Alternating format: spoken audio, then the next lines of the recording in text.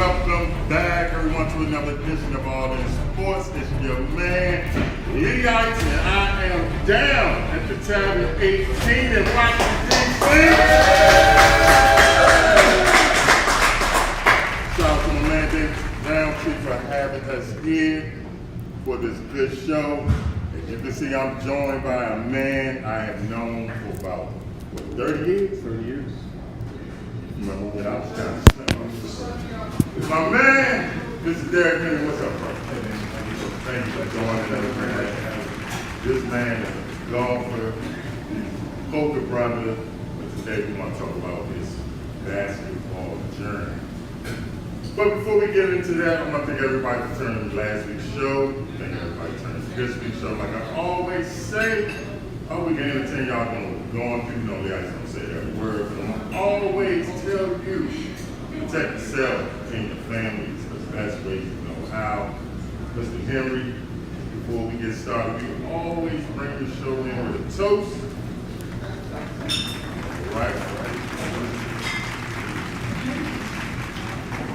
You know what's first on the agenda? It's called the All In State of the Union, brought to you by the best there is, the best of what it is, the best that ever done it.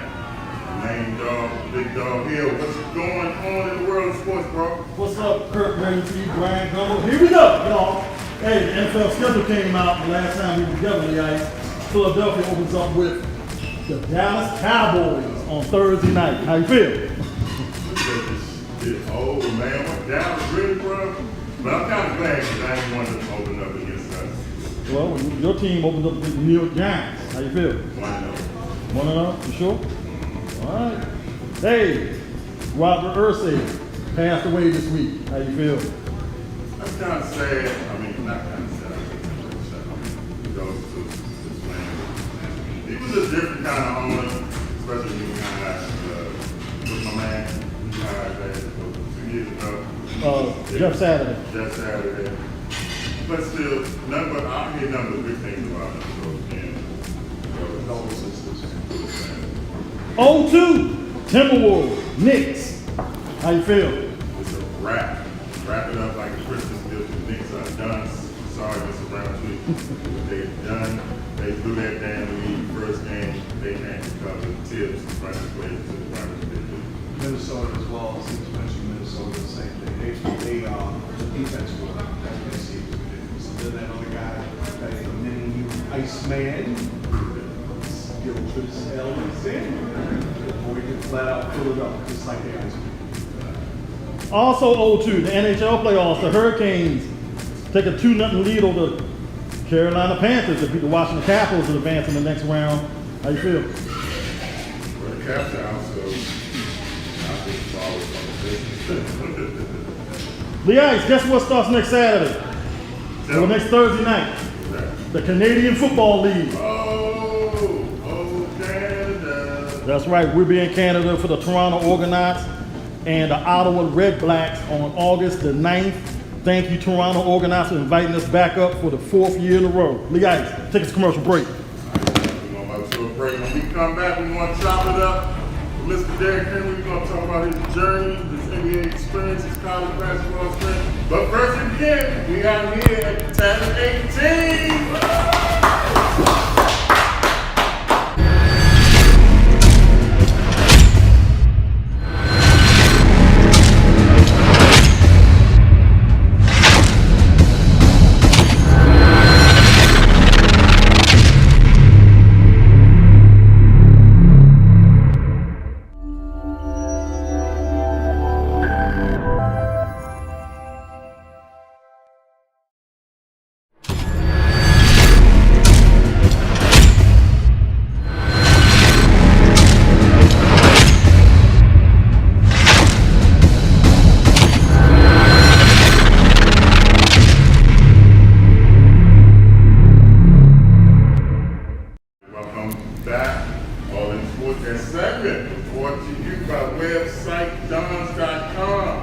Convert the followers into valuable customers with a max loading page. Check out the website at max.site. All right, Mr. Henry, we're going to get right into it. Like I said, I've known this brother for over 30 years. this man has so much experience in everything. We're gonna talk about his basketball experience. So, Dave, tell me, you played basketball. What was your high school? I played at New Britain High in Connecticut. I had a 1.5 year experience there. I had a short journey only because grades were required. Dad didn't even want me to play basketball. He wanted me to just stay in my grades. Basketball was not on in the gym. So but I found I got to be pretty good. And I guess I can state it, a lot of people connected when I was supposed to be working, I was playing basketball. You say 1.5, so I take that as what, junior, senior year? Yep. You didn't start playing till your junior year? I did not start playing basketball, high school basketball, really strong basketball until my junior year of high school. How tall were you? 6'2", 6'2", okay. What position? guard. Guard. Okay. Yeah, I had the ability to at least put it in the bucket. That was the main thing, of course, when you were coming up, learn how to score, and that's what I did. What's the name of your high school? New Britain High. New Britain. So, your career at New Britain led you to where? After that, I ended up getting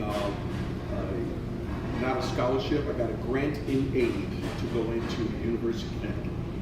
And that was I was not a scholarship player, of course, but a couple of the coaches saw me from Hartford Community College. I was not going to community college. So they had grant in aid money that they would get you to go to college at the University of Connecticut, because I didn't have the money.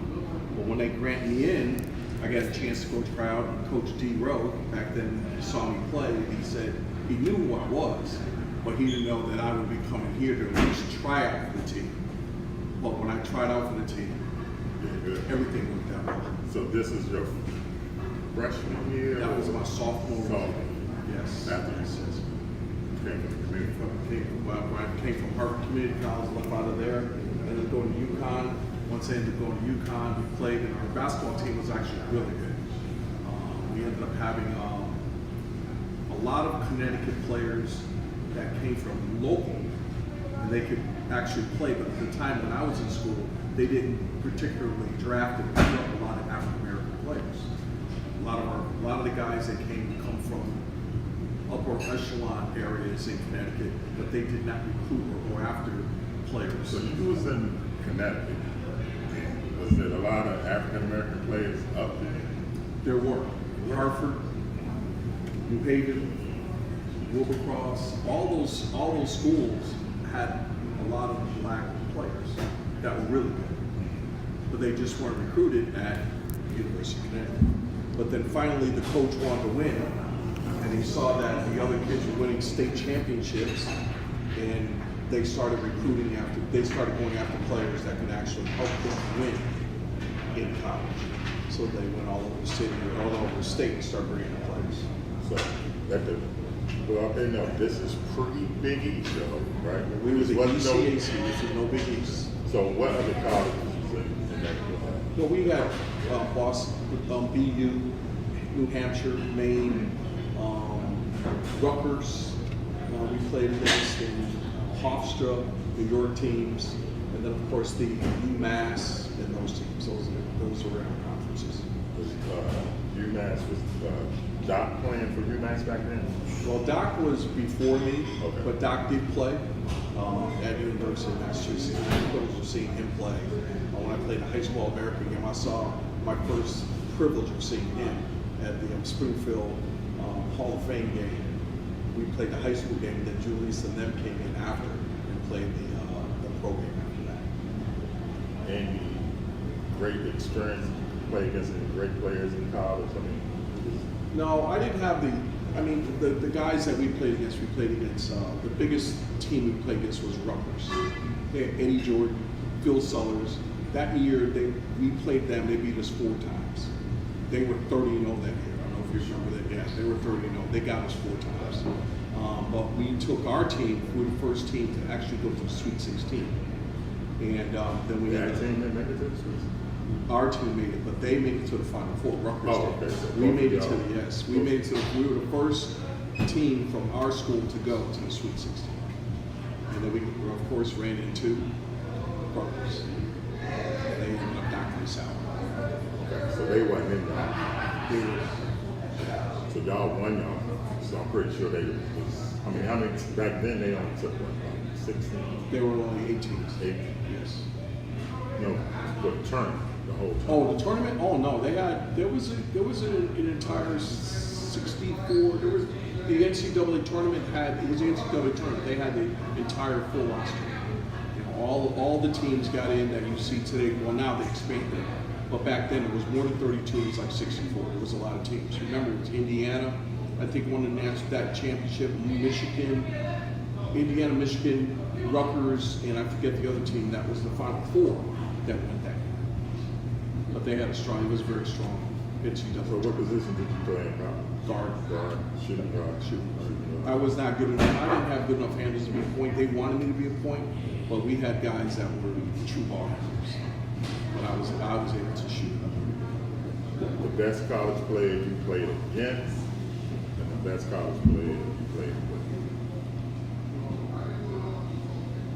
The best college player I played against was Phil Sellers at Rutgers. He was Player of the Year in the NCAA.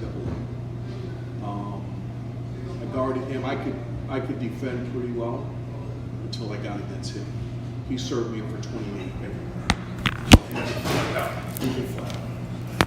All right, we're going to take a break. When we come back, we're going to talk about your NBA prime. All right, y'all, all of that, a little bit more, all in.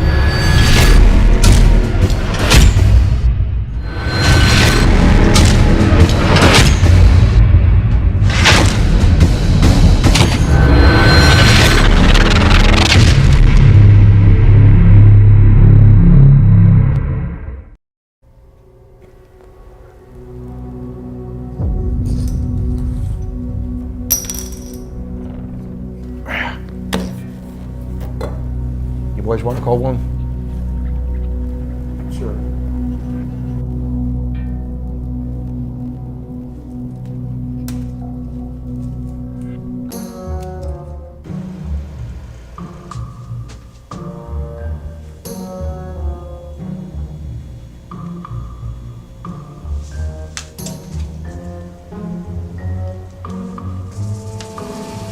You know she meant the cake, right?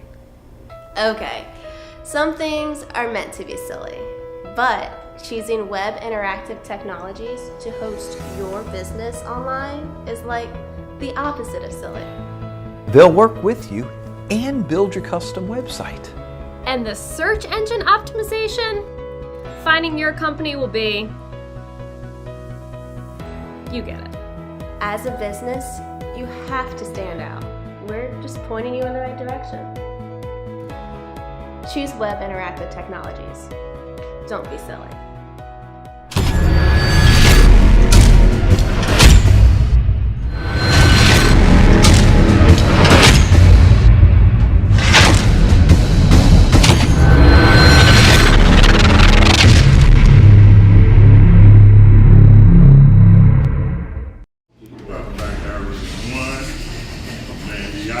Here at the Tavern 18 down as EC, enjoying these delicious lamb chops. Oh, God. Selfish. Selfish. Say it again? You selfish. Oh, well. You want to throw you one? No, you drunk my water, ate my lamb chop. Selfish. Man, I thank y'all. This food is delicious. But I get back to my man, D. So we was talking about his, excuse me now. Talking about his career, his college career, the Connecticut. So when you was playing there in your senior year, did you have thoughts of a pro career? I had no ambition and having no thoughts with regards to moving and trying to even become an NBA player. Because even in college, I was, I just saw that there were players that were just so good, and just watching them, and I just never even thought about a career as far as going to basketball. Now back then, did they have like the overseas, like to play overseas? Yeah, there was overseas opportunities. I didn't even realize that those things Really? existed. But the opportunity only came across for me because I was not drafted. It was a recommendation because I was playing summer leagues. I would play summer leagues. I was going down to Rutgers. I was playing all the Playing at the Rutgers in New York City. I was Oh, playing wow. at the Rutgers. And so when I started to get more experience as far as playing ball players that were really good, and then I saw some of the players that were even in college, and I saw them playing there, but I could compete, and I saw that I could compete. And then once I had the opportunity to just at least get my skills honed in, I ended up getting an invitation to come to Ohio. And Coach Rogers, they were looking for guards. It was a tryout, yes, it was just a tryout. And so he recommended that I go. I was looking for things to do with my life at the time, wasn't really sure what I was going to do. So I called George Kennedy. George Kennedy was my uncle, and he lived in Canton, Ohio. I told him that I had an invite to come, and he said, "Nephew, come on down here. I can put you up, and I think you have a chance." So the coach was Jimmy Rogers. He was the assistant coach for Bill Fitch. So I went on an invite to camp. When I got there, I had an opportunity to see all these players that were just phenomenal. Austin Carr was there. Campy Russell was there. Jimmy Jones was there, and I'll get to him for a very short second. Ham Russell, Footsie Walker, Eddie Jordan, Freeman Williams, Armand Gillian, all these guys were in camp. And I saw those guys, and I was like, wow, this was overwhelming borderline. Because then you're thinking, how are you going to get past these guys? But at least it's only a tryout, just to see how well you can compete against the guys. So a short story, the players were there, and then they were gone. The reason why they were gone was because the owner, Mr. Capsey, he traded players away to get draft picks. So they had, Dick Snyder was the all-world for the Cavaliers, traded, sent him to Seattle. Armand Gillian was there, was from Princeton, was a really good player, sent him to Atlanta. Eddie Jordan from Rutgers, and I knew I had a problem with him when he was there, they sent him to New Jersey. Freeman Williams got cut from the team. Now there's only 3 guards in camp, and I happen to be one. So when we finally worked the roster down, Austin Carr got hurt, so by numbers, it gave me opportunity to compete. So when I got a chance to compete, we went to an exhibition game, and I did really well. I played well.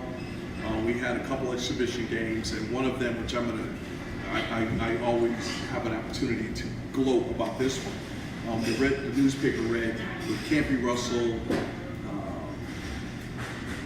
Jim Jones, Ham, Russell, Lambert. They scored all their points, but Derrick Henry led all scorers with 29 points. 29. I had 20. So that was my claim to fame for playing. And I had good opportunity. But then so I played that game, and then 2 weeks later, they made a trade with Philadelphia 76ers. They traded draft picks, and from Philadelphia came 2 ball players, one being Eddie Jordan, and the other one being Gary Brokoff and Terry Frola. Those are the 2 players that they came in from Philly. So now I'm playing against those guys. Both of those are guards. Guards. One came from Notre Dame, one was the all-time leading scorer for Michigan State. The handwriting was on the wall. They called me in, they said, "Mr. Henry did a great job, great ability, great shape. However, we have ball players that we're going to use your spot." And in turn, it was say goodbye, have a good day. But the recommendation was for me to go to Washington, because the Bullets were losing out on their players because they had just a lot of players getting older. They said, "Why don't you go try out in Washington, D.C.?" So I ended up leaving Cleveland, came to Washington, tried it with the Bullets, and that was not good. That was not good. That camp Now, was who was really on good. that squad back then? Well, you remember we were Chenier. Bill Chenier and Porter, right? They were the guards, but I didn't have a chance to play against them. There were other players that were Washington, D.C. players that were here. Like, for example, I mentioned to my group earlier, there was a gentleman by the name of David Revis.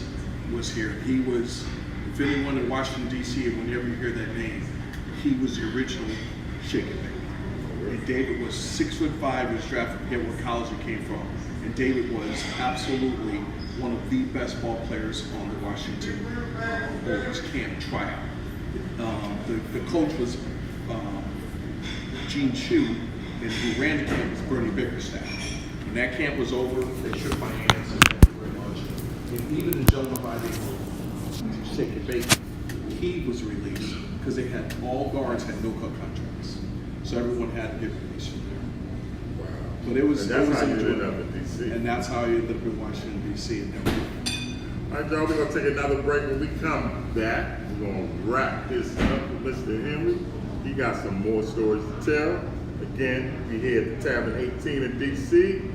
We'll be right back. Welcome back, everyone. All in sports. Man, we're just chopping it up with Derrick Henry. That last segment is brought to you by Web Interactive Technologies.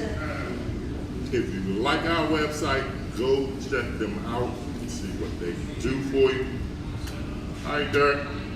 So we left off, it was in D.C. with the Bullets. Say that didn't go very well. That camp was okay. So, what is the next term? So it was recommended at Potomac High School, and at Bullis High School in Potomac, Maryland, they had a European trial. I was disheartened. My heart was broken. I had tried it with the Cavs, let me go. Tried it with the Bullets, let me go. But they said, go and try out for the European trial. But I had an ambition, and I wanted to say I was doing nothing else, so I went to the camp, and it was very good. And the reason why it was very good is because the players that I had experience playing against in the earlier stage between Washington and Cleveland, then I'm playing against guys that were like D1 players that did not have the same skill set.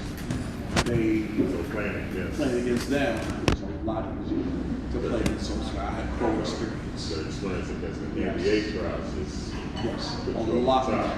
It'd be a lot, made it easier for me to play against these players. They had some very good players there as well. Subsequently, from there, I ended up getting tryouts, and I ended up going overseas and played basketball overseas in 5 different countries. What country? I went to Buenos Aires in Argentina, then I went to Barcelona, Spain, then I went to Mannheim, Germany, and then I played Oberhausen as well in Germany, then I went to England. I was there for a short time. Then I went to the Philippines, then I retired from playing basketball in Brisbane, Australia. Played with the Brisbane Bulls. What's the experience for American players when they go play in another country? Good question. The experiences back then was different than it is now, because back then they were only allowed to have 2 African American players on a team. That was it. They did not galvanize the basketball team by having a lot of American players come in. You were only allowed to have 2 African American players. The rest were white players. All of them were all of them were of their country. Remember, we were playing in a country. Okay.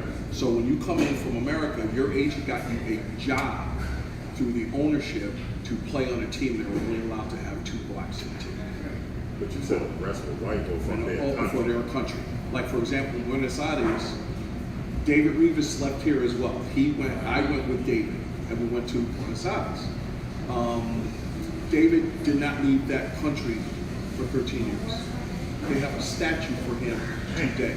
He is the all-world player from America that played in Buenos Aires. So when I went to Australia in closing, I went to Australia and played with the Brisbane team there. And again, we only had 2 players that were of African American descent. And we have major restrictions. We're only allowed to stay there for 6 months. Then you had to go reapply for your visa. And the visa stated prohibited to apply for employment. So your only job was to make the team or go back home. That's the way it was back then. But we made a lot of money. The teams paid us well, handsomely, and we had a very good time. So it was just you and another brother over there. I mean, Yeah. y'all getting along good. We did, because under your contract that's written, you have a code of ethics contract, codes in your contract. You had to conduct yourself in those countries respectably, and you could not have any fights, disagreements, arguments. You had to carry yourself with dignity and respect. And seeing that they only took people that had dignity, places where they came from, their upbringing, it made it easy for, especially for me, just to go live in those countries. Knowing you, I know you did, but And get an education. Absolutely. So it was fun. But then the best part about it was when I came back and I realized all the experiences when I retired from playing. I look back even today and I share with all my friends, like I even share with you, the jersey, the coat that I got when I passed by the 76ers. You know, I have all these experiences and people that knew that I had a potential to play, an opportunity, but did not. And like some of my friends, like Julius Irving, I mean, he's a huge friend of mine. I can name multiple players, Dominique Wilkinson, and even Reggie Williams, and in the local area here, you have Reggie Williams and Gwen Cook from Washington, and DeMatha, and he played at Duke and all that. So there are a lot of players that this game of basketball has given me the opportunity to meet and greet with a lot of different players. All right, before we get out of here, you said you played at the Great Rutgers. So tell us, before we get out, some experiences, the players you met, the players you played with. Oh man, that was good. The players that people don't realize and knew how well they were. Tiny Archibald, one of the greatest guards ever. Artis Gilmore, Will Chamberlain coming there one day. We're sitting there, we're watching on the sideline, watching him. Well, actually, we were only on the sideline because we were playing, and then when those guys came, they benched us. So we had to sit there and watch. Helicopter Jones, they were doing exhibitions, taking quarters off the top of the back, literally watching this. But the biggest thrill that I had, of course, was watching Julius Irving. When the doc came in and people climbed trees just to watch him. They were up on trees, fences, buildings, watching these guys play basketball. And even today, Julius and I periodically get a chance to get together and or go play golf at golf events and places. And I asked him one day, I said to him, Doc, who's the best guard that you've ever played? I just wanted to personally know from him, and he didn't hesitate. Tiny Archibald. If you ask him today, or anyone ask him, he'll tell you, Tiny Archibald was the best point. Well, he led the league in scoring and assists. Yes. Now that he was with Boston at that time, he did that. And because he was the player. But who did he start with? I don't remember. I don't know if he was what team he originally started, but he ended up turning it over. Yeah, he don't get the credit that he's. No, he doesn't. Everybody saying Isaiah was the greatest old guard. I don't know. Hey, China. We have to define it by virtue of the team he played for and the usage for your team. The Boston Celtics needed him to do certain things. Isaiah they needed him to do certain things. So one day, I'd love to even maybe come back to the show and have an opportunity to talk about the games that I witnessed and traveled. I traveled to see games all over, including Michael Jordan and Wilkinson. I traveled to watch those guys play, and it was a pleasure to recognize and see them play. Well, man, it's a pleasure to have you, my brother, man.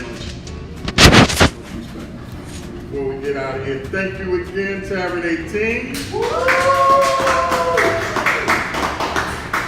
And we leave you like we always leave you, like my man Ric Flair said, whether you like it or don't like it, learn to love it, because it's the best team going. For Lee Ice, Derrick Henry, Big Dog, All In Sports, we out of here.